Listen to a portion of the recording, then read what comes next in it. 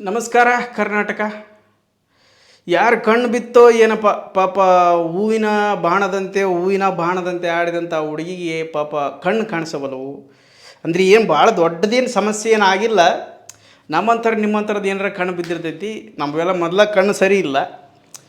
ಪಾಪ ಹುಡುಗಿ ಏನೋ ಬೆಳೆದ್ಲು, ಖುಷಿಯಿಂದ ಬೆಳೆದಾಳ.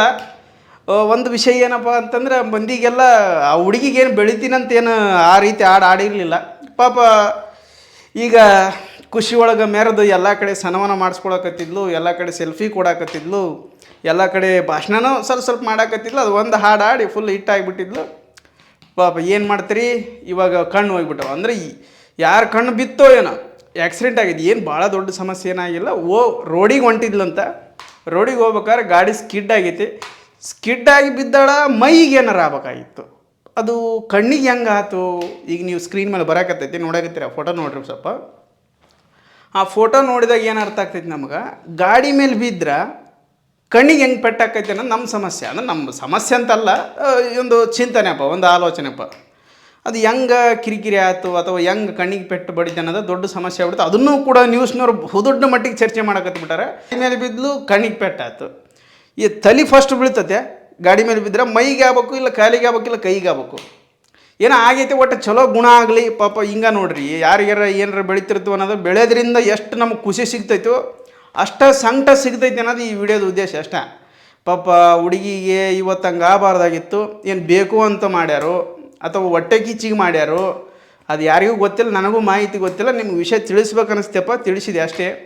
ಅಂದರೆ ನೀವು ಬೆಳಿಬೇಕನ್ನೋ ಆಸೆ ಇರ್ತೈತಿ. ಅಂದರೆ ಎಷ್ಟೋ ಜನರು ಶಾಪ ತಟ್ಟೈತಿ ಅಂತ ಕೆಲವೊಬ್ರು ಮಾತಾಡಕಚ್ಚಾರ. ನಾ ಅಂದಿಲ್ಪ ಮಾರೆ, ನನಗೆ ಖುಷಿ ಐತೆ ಆ ಹುಡುಗಿ ಬೆಳೆದಿದ್ದಕ್ಕೆ.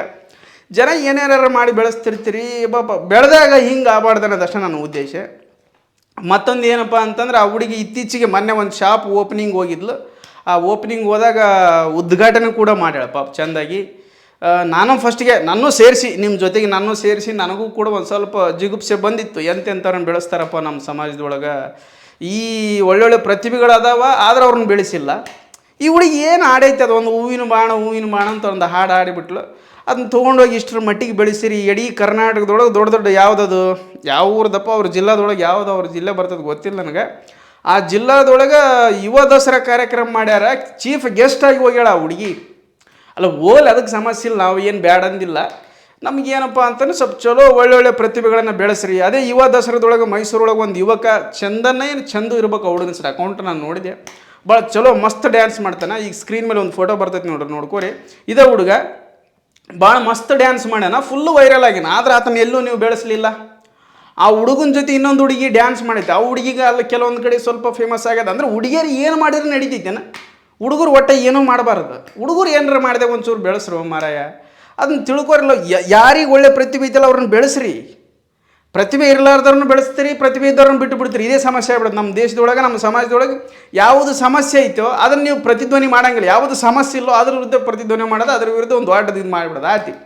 ಇನ್ನೇನು ರಾಜಕೀಯ ಎಲ್ಲ ಈ ಸೌಜನ್ಯ ಕೇಸ್ ಎಲ್ಲವಷ್ಟು ಮುಗಿಸಿಬಿಡ್ತೀರಿ ಇವಾಗ. ಸದ್ಯ ಯಾಕಪ್ಪ ಅಂದ್ರೆ ಬಿಗ್ ಬಾಸ್ ಬರಾಕತ್ತಿ ಬಿಡ್ತು, ಅದನ್ನೆಲ್ಲ ಮರ್ತು ಬಿಡ್ತೀರಿ. ಈಗ ಬಿಗ್ ಬಾಸ್ ಒಳಗೆ ಹೊಂಟು ಬಿಡ್ತೀರಿ. ಅಲ್ಲಿ ನನ್ನೂ ಸೇರಿಸಿ ನಾ ಹೇಳಕತ್ತೀನಿ, ನಿಮಗೆ ಭಯಕತ್ತಿಲ್ಲ, ನನ್ನೂ ಸೇರಿಸಿ ನಾ ಹೇಳಕತ್ತೀನಿ. ಒಟ್ಟು ಆ ಹುಡುಗಿ ಜಲ್ದಿ ಗುಣ ಆಗಲಿ, ಚಲೋ ಆಗಲಿ. ಬಟ್ ಈ ವೈರಲ್ ಏನು ಮಾಡಾಕತ್ತಿರಲ್ಲ ಎಲ್ಲವನ್ನು ಈಗ ಆಯ್ತು. ಆ ಹುಡುಗಿ ಇಲ್ಲಿಂದ ಏನು ಮಾಡಿದ್ರು ವೈರಲ್ ಆಗ್ತೈತಿ. ಎಲ್ಲಿ ಕಾಲೇಜಿಗೆ ಹೋದ್ಲು, ಅದು ಒಂದು ವೈರಲ್. ಹೂವಿನ ಬಾಣದ ಹುಡುಗಿ ಇವತ್ತು ಕಾಲೇಜಿಗೆ ಬಂದಂತ ಒಂದು ಹೆಡ್ಲೈನ್ ಹಾಕ್ತಾರೆ.